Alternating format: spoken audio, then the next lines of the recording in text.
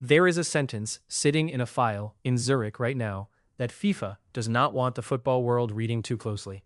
It is not a sentence about a scoreline. Algeria lost 3-0. Everyone watched that happen. The sentence is something else. It is a formal accusation, submitted in writing, by a national football federation against the most famous player alive, the most decorated club midfielder in the match, and the referee who waved both incidents away without a glance at his pitchside monitor. And it is not the first time Algeria has written a letter like this. That is the part of the story almost nobody is telling, because what happened in Kansas City on June 18th was not an isolated outburst from a federation that lost a football match and went looking for someone to blame. It was the third time in 4 years that Algeria has formally accused football's officiating system of failing them at the worst possible moment. Cameroon in 2022, AFCON in Morocco, January 2026, and now Argentina at the World Cup itself. 3 complaints, 3 different opponents, 3 different competitions. One recurring question that Algeria keeps asking, and that FIFA keeps declining to answer in any way that actually satisfies anyone. Does the system protect everyone equally, or does it protect some people more than others? This is the story of the night that question reached its breaking point, and why people across the football world, including fans who have no connection to Algeria whatsoever, are starting to wonder if the answer has been sitting in plain sight the entire time. Let's start with the night itself, because on the surface, June 18th in Kansas City was a celebration. Lionel Messi turned out for his 200th cap for Argentina.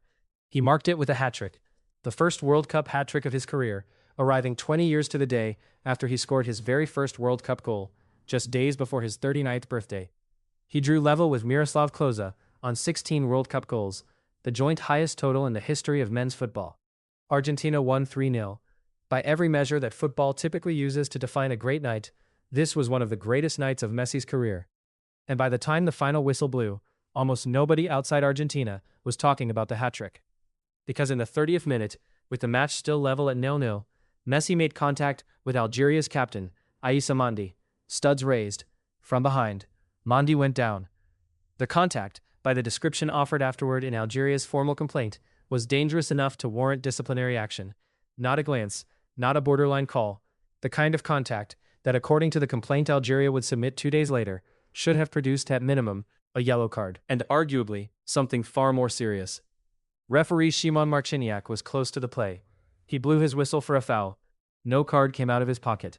And in the booth above the pitch, where the VAR team had access to every camera angle, every replay, every frame of footage needed to review exactly what had just happened, the decision was made not to intervene, not to review the footage on the big screen, not to call Marciniak over to his pitchside monitor, nothing. Play continued. Messi stayed on the pitch. He would go on to score all 3 Argentina goals. That alone might have been the headline of the night. A refereeing decision. Contested, debated, the kind of thing football fans argue about for a few days and then move past. It has happened before. It will happen again. But it was not alone. Because there was a second incident. And the second incident is the one that, when Algeria's federation sat down to write their formal complaint, made the entire night look less like an unfortunate string of missed calls and more like a pattern. 18-year-old Ibrahim Maza, one of Algeria's most promising young players, was involved in an off-the-ball collision with Liverpool midfielder Alexis McAllister. According to Algeria's complaint, McAllister struck Maza with his elbow. Deliberately, the federation alleges. Away from the ball, away from the immediate focus of play. Marciniak, according to reports from The Athletic, was reportedly close enough to the incident to have a clear view. No card, no VAR review, no call to the monitor. 2 separate incidents, 2 separate Argentina players, 2 separate moments where the system that exists specifically to catch what referees miss in real time had every opportunity to intervene, and chose, both times, not to. Algeria's head coach, Vladimir Petkovic, did not need slow-motion replay or a press conference full of statistics to tell the world what he thought. Asked about the incidents afterward, he offered a single sentence that has now been quoted in football media across multiple continents. It's pointless commenting on hypothetical situations. But everyone saw it, including me. Everyone saw it, including me.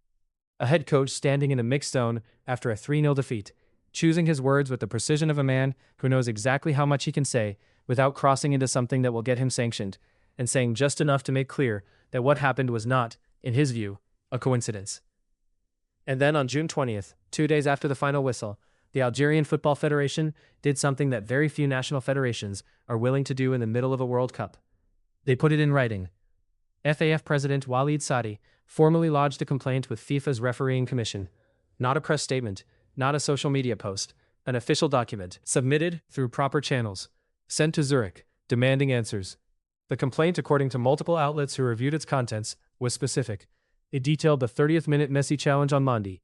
It detailed the McAllister elbow on Maza. It explicitly raised the question of why VAR did not intervene in either case, despite having the technical capability to review both incidents in real time. And it argued, in terms the Federation clearly intended to be taken seriously, rather than dismissed as sour grapes, that these missed calls fundamentally altered the tactical landscape of the match. That had the rules been applied as written, Argentina could realistically have been forced to play more than half the match with 10 men, possibly fewer. The Federation did not demand a replay. They were careful about that. What they demanded was something more pointed, and in some ways, more uncomfortable for FIFA to respond to. Clarity, accountability, corrective measures, in the Federation's own language, to prevent similar situations in future matches. In other words, explain yourselves, and then fix whatever allowed this to happen. FIFA, as of the time of this video, has not issued a public response. The complaint is reportedly under standard post-match review by the officiating department. What that review will produce, and whether it will produce anything at all that the public ever sees, is an open question that Algeria has asked before. And the answer, both previous times, was not one that satisfied them. Because to understand why this complaint landed the way it did, inside Algerian football and far beyond it, you need to understand that this is not new territory for this federation. This is the third time. Go back to March 2022. Algeria, one of the most talented squads in African football, needed a single goal in the second leg of their World Cup qualification playoff against Cameroon to reach Qatar 2022. They had won the first leg 1-0. They were 10 seconds from securing qualification when the match seemed to be over. It was not over. Gambian referee Bakary Gassama allowed play to continue beyond the original stoppage time calculation, and Cameroon scored the goal that sent the tie to extra time, and eventually eliminated Algeria on away goals. The Algerian Federation's response was not muted disappointment, it was outright fury. The Federation's president resigned, and then the FAF lodged a formal complaint with FIFA, calling the officiating scandalous, and demanding the match be replayed entirely. Coach Jamel Belmadi, devastated, told reporters, "We were only 10 seconds away from the World Cup. We collapsed. We put our lives on hold for this, and we only had qualification on our minds." FIFA reviewed the complaint. The result stood. Algeria did not go to Qatar. Now fast forward to January 2026. AFCON, hosted in Morocco. Algeria, unbeaten through the group stage, reached the quarterfinal against Nigeria. They lost 2-0, with controversial decisions by Senegalese official Issa Sai, including a denied penalty appeal for an alleged handball in the Nigerian box. CAF opened a formal investigation into conduct around that match, citing confrontations with referees and disruptions in the mixed zone area afterward. Behavior serious enough that CAF felt compelled to publicly condemn it and refer the matter to its disciplinary board. That same tournament also saw a referee controversy specifically involving Somali official Omar Abdulkadir Artan, removed from a different quarterfinal assignment days before kickoff over a sponsorship technicality, in a tournament where, according to football journalists covering it at the time, there was rising tension inside CAF's own refereeing committee about how decisions were being handled. Two major tournaments, two devastating exits, two formal complaints or investigations into officiating, both involving Algeria, both centered on the same underlying question. And now a third complaint, at the biggest stage of all, against the most powerful footballing nation and the most famous player on earth. When you place those three moments side by side, Cameroon in 2022, Nigeria at AFCON 2026, and now Argentina at the World Cup, the question Algeria is asking stops looking like a one-off grievance and starts looking like an accumulated, documented pattern of frustration with a system the Federation increasingly believes does not treat them as equals. And that is precisely the question that has exploded across football media and social platforms since the complaint became public. Not whether Algeria is right about this specific match, but whether elite players and powerful footballing nations receive a different standard of officiating than everyone else. The reaction online has not broken cleanly along Algerian or Argentine lines. It is broken along something closer to a global fault line about fairness in football itself. One fan, identifying themselves as an Indian woman who follows world football closely, wrote that Algeria's complaint felt entirely justified, adding that VAR exists specifically to prevent exactly this kind of missed call, and that if the referee missed it, the booth should have caught it. Another commenter, also writing from outside any direct stake in either nation, said plainly, "I've always felt FIFA protects its superstars." That sentiment, repeated across countless threads and comment sections in the days since the complaint became public, is the thing that should genuinely worry FIFA more than any single missed call. Because it is not coming exclusively from Algerian fans with an obvious grievance. It is coming from neutral observers, football fans with no allegiance to either side, who watched the same footage and arrived independently at the same uncomfortable conclusion: that the rules in moments that matter most do not always apply the same way to everyone wearing a shirt. Football pundits across multiple networks picked up the thread in the days that followed. The specific detail that kept resurfacing in broadcast analysis was Marciniak's own history. The Polish referee who failed to act on either incident in Kansas City was the same official who took charge of the 2022 World Cup final. The match Messi's career-defining triumph was built on. Some pundits raised it as simple coincidence, a top-tier referee assigned to a high-profile fixture because that is what elite officials do. Others raised it as a sharper question: whether familiarity between an official and a federation, built across the most consequential 90 minutes either of them has ever experienced, creates an environment where accountability looks subtly different the second time around. FIFA has never addressed that question directly. It has never had to, because the standard FIFA applies to VAR intervention, clear and obvious error, is not a technical measurement. It is a judgment call, made by human beings, about whether another human being's decision on the pitch was so wrong that overturning it becomes necessary. And judgment calls, repeatedly, across multiple tournaments and multiple federations, appear to land differently depending on who is standing on the receiving end of them. That is not a conspiracy theory. Algeria's federation has been careful, in both this complaint and the Cameroon complaint 4 years earlier, not to allege corruption outright. What they have alleged consistently, methodically, in writing, through official channels, is a pattern of officiating failures that disproportionately cost them matches at the moments that matter most. 3 times now. 3 different tournaments, 3 different opponents.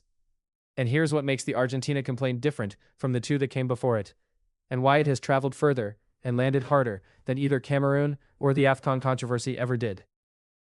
Because this is not a regional qualifier. This is not a continental tournament watched primarily by African football audiences. This is the World Cup, the biggest stage football has, broadcast to billions, officiated under FIFA's own direct authority, with FIFA's own VAR protocols, enforced by FIFA's own appointed officials, at FIFA's own flagship event, the one the governing body has spent 3 years promoting as the most transparent, most technologically advanced, most fair World Cup in the history of the competition.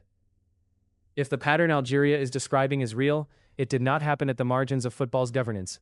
It happened at the absolute center of it. In the brightest spotlight the sport has ever produced, against the most recognizable footballer alive. Which means the question this complaint raises is no longer just about Algeria. It is about whether VAR, the system introduced specifically to remove inconsistency and protect the integrity of decisions just like these, is capable of applying the same standard to every team, every player, every match, regardless of who is involved and what is at stake. FIFA's silence so far has not answered that question. The Refereeing Commission's review is ongoing.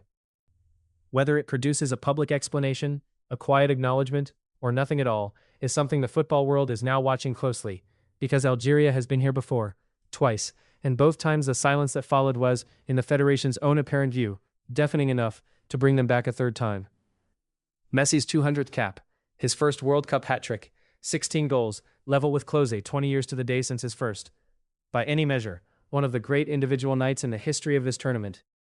And sitting underneath all of it, unresolved, in a file in Zurich, is a federation asking the same question they asked in 2022 and asked again in January, and are now asking for a third time, louder than ever, at the biggest stage the sport has. Did Algeria finally have enough? 3 complaints in 4 years suggest the answer is yes. What remains to be seen is whether anyone in football's governing institutions is finally prepared to give them an answer that sounds like more than silence. What do you think? Is Algeria's pattern of complaints evidence of a genuine systemic problem in how football's biggest stars and biggest nations get officiated? Or is this simply what frustration looks like after 3 painful exits in a row? Leave it in the comments. These are the conversations this channel exists for.